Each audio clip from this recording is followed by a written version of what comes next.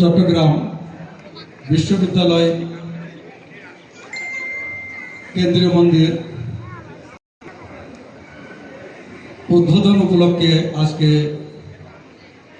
বিশাল আয়োজন। তার মধ্যে একটা আজকে গীতা পাঠ এখানে আমরা করেছি। আমাদের যে ছোট ছোট ছেলেমেয়েরা যারা আছে তারা করেছে। মঞ্চের সামনে বিভিন্ন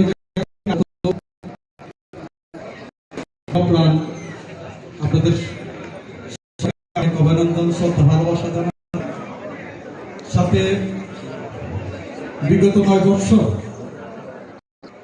2017-তে 16-তে এখানে আমরা এসেছি এবং 17 থেকে এই চট্টগ্রাম বিশ্ববিদ্যালয় কেন্দ্রীয় মন্দিরের কাজ আমরা শুরু করেছি।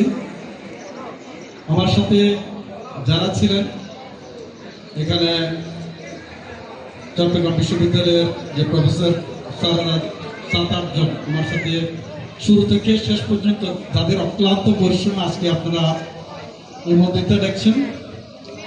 বিশেষ করে চট্টগ্রাম বিশ্ববিদ্যালয়ে 3 থেকে 3,500 আমাদের সনাতন ধর্মাবলম্বী ছাত্রছাত্রীরা থাকেন। প্রার্থনা করার কোনো মন্দির ছিল না, তো আজকে মন্দির হয়েছে। আপনারা সবাই দেখেছেন বিগত 9 বছরে কি কি কাজ এখানে হয়েছে। আমরা যারা এখানে উপস্থিত আছি আজকে গীতা পাঠ হয়েছে। ভগবান কৃষ্ণ আমাদের এখানে যারা সন্ত সমাজ, সাধু সমাজ গীতাযোগ্য হয়েছে তাদেরকে প্রণাম। ভগবান কৃষ্ণ কুরুক্ষেত্রের ময়দানে দাঁড়িয়ে অর্জুনকে কিন্তু সন্ন্যাস ধর্মে দীক্ষা দিতে বলে না।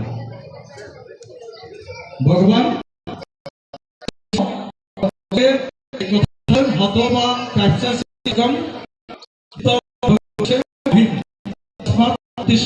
নিশ্চয় কথা বলছেন।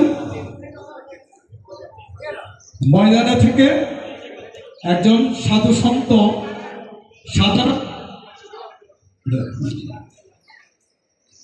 একজন মানুষ সংসার থেকে ধর্মকে রক্ষা করে, ধর্মের মানুষগুলোকে রক্ষা করে যে কর্ম করে তার ফল অনেক ভালো।